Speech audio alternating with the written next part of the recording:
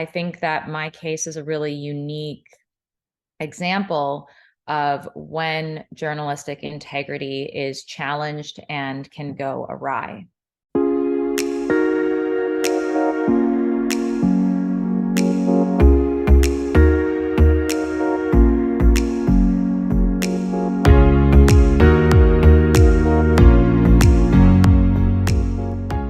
Hello, everybody. Thanks for joining us for another episode of our one-on-one interview series. This is Max Nospish, the Manager of Education and Visitor Experiences here at the First Amendment Museum. Today, I'm joined by our special guest, Amanda Knox. Amanda, if you want to introduce yourself.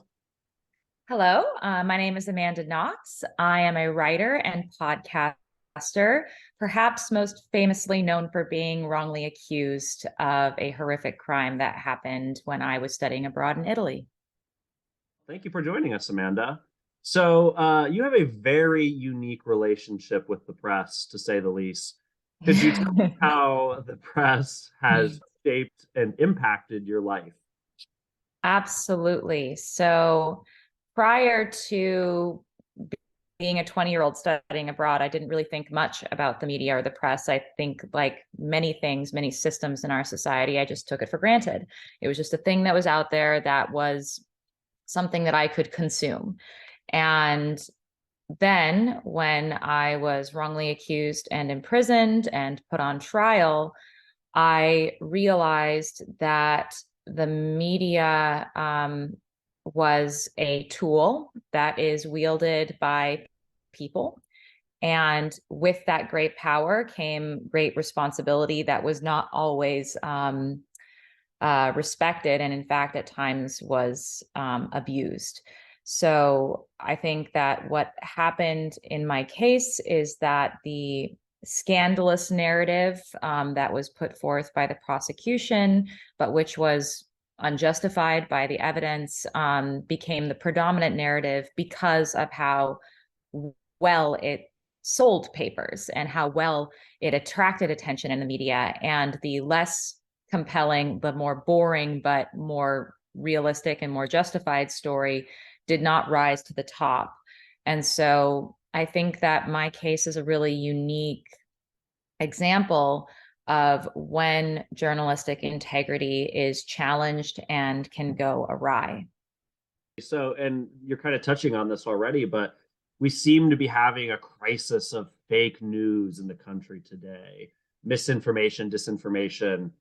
Could you tell us what responsibility the press itself has for this crisis? Is it a self-made crisis by the press? I mean, it's complicated, right? Because it's not like the press exists in a vacuum. It is a product that is consumed by the wider public. And I think that in many ways, the press is responding to supply by demand, like basic economic strategy. And if the demand is for more wild and more scandalous, more entertainment than information, that's what you're going to see put out there. At the same time, I think that the public also has a relationship with the press where it is considered an authority and it is considered trustworthy. And so there's this negative feedback loop where the press gives the public what it wants, but the public doesn't even realize what exactly it's getting.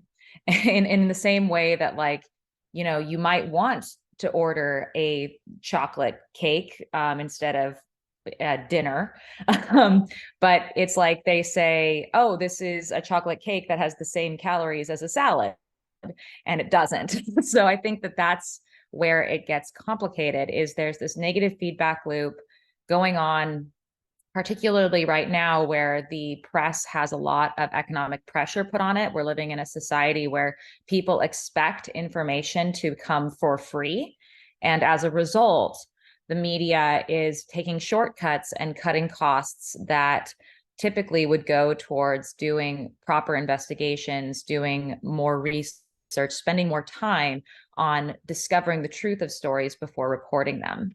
I asked this question because I think you might have some experience with this. Does the press treat men and women differently when they report or cover sensational stories?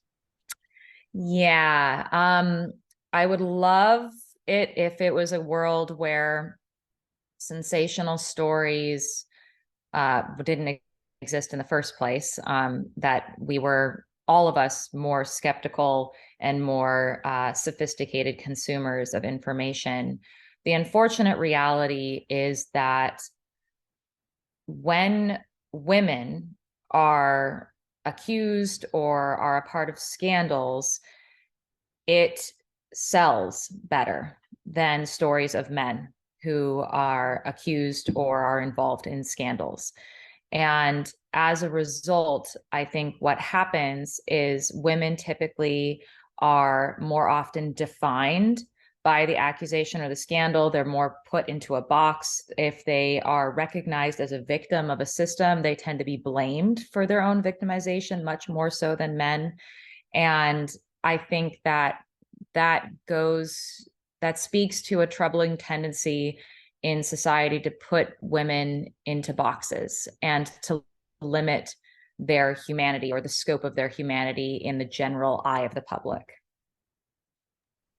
And as someone who's been falsely accused of a crime, how can the press help or hurt those who might find themselves in a situation like you were in, who have been falsely accused of crimes? So I think one of the things that the media and people who work within the information medium should remember is that in its ideal form, the press is a check on authorities. It is a check on all those powers that be that can hurt or harm individual citizens who do not have the power to confront them. They can be a check on social institutions that dehumanize or devalue human lives. And I think that the danger that the press is approaching is becoming one of those very authoritarian systems that harms people instead of being in the service of those people. So I think that really the journalism in general is walking a tightrope, and that tightrope is, again, that responsibility that comes with so much power, which is the power to question. And really, I think that leaning into the power of questioning and the responsibility of information is one of the most important things that anyone can concern themselves with today.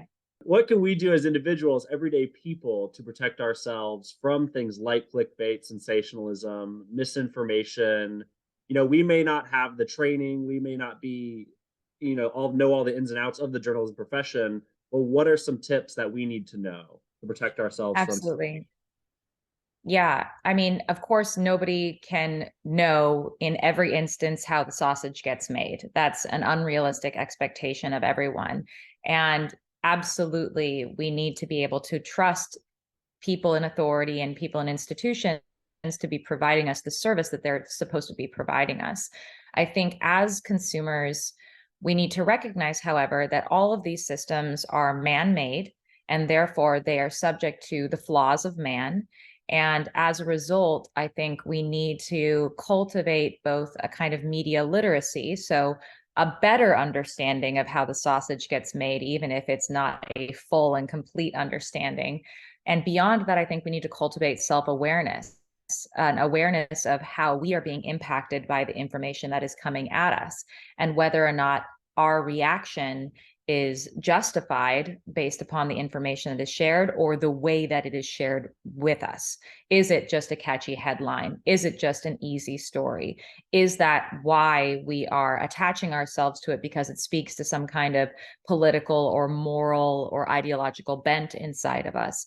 I think being self-aware of how information impacts us personally will help us be better consumers and better sharers of information in the future. Well, great. Amanda, thank you so much for joining us today. Thanks for answering these questions. And as always, you get your free speech moment. So if you have anything you want to promote, get out there, say, get a message, self-plug, anything you got, now is your opportunity. Well, I really appreciate that. I mean, I I should do a self plug. I have a podcast that's called Labyrinths that I produce and host with my husband, Christopher Robinson. We have a really interesting series that is out today called Blood Money, which is all about the ethics and history of the true crime genre. And so probably of interest to this group of people. And in general, I think I would point people towards the Innocence Project, where they can find out a lot more about the various issues that lead to wrongful convictions and how the media plays a role. And I would encourage people to look up not just the Innocence Project that was founded in New York, but also your local Innocence Projects and innocence organizations.